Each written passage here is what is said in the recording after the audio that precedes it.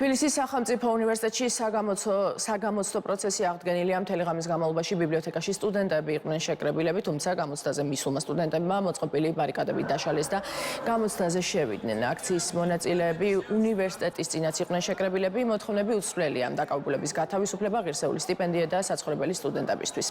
აქციის მონაწილეების განცხადებით პროტესტი მასშტაბური გახდება.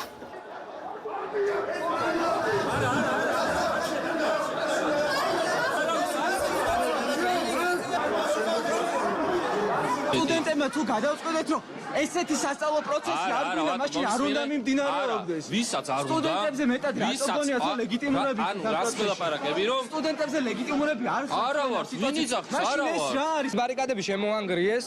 ჩვენ ვცდილობდით დიალოგის რეჟიმში გვეწარმოებინა და აგვეხსნა მათთვის თუ ვისი კომპეტენცია იყო განესაზღვრა რა მოხდებოდა ამ შენობაში და რატომ მოხდებოდა.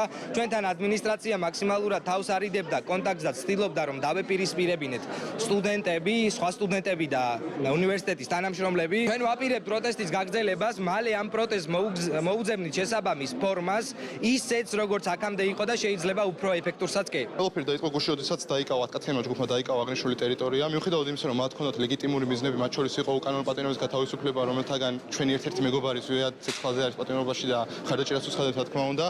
მაგრამ ეს ლეგიტიმური მიზნების შესრულება ამ უშუალოდ ბიბლიოთეკის შენობის დაკავებით არ იყო გამოსადეგი საშუალება. შესაბამისად, ამ საშუალებამ შეზღუდა ჩვენი უფლებებიც, რომელიც არის განათლების უფლება და რომელიც ჩვენი კონსტიტუციით გვაქვს გარანტირებული და ჩვენი კონსტიტუციური უფლება ჩვენი თუ აღვადგინეთ ამ შემოსულით. ეხლა დღესდღეობის მონაცემებით სტუდენტები შეიკრიბნენ დაახლოებით 1500-მდე სტუდენტს ეწყება გამოცდა და სტუდენტები ძალიან ითხოვდნენ მოკლედ შემოშვას. ჩვენ ახლა რა თქმა უნდა ჩვენი რესურსი დაცვის სამსახური აქ მობილიზებული. რამოდენიმე სტუდენტმა ასე ვთქვათ შეძლო და მიაწვა იმებს აი ამ დივნებს რომლებიც იყო და შემოვიდნენ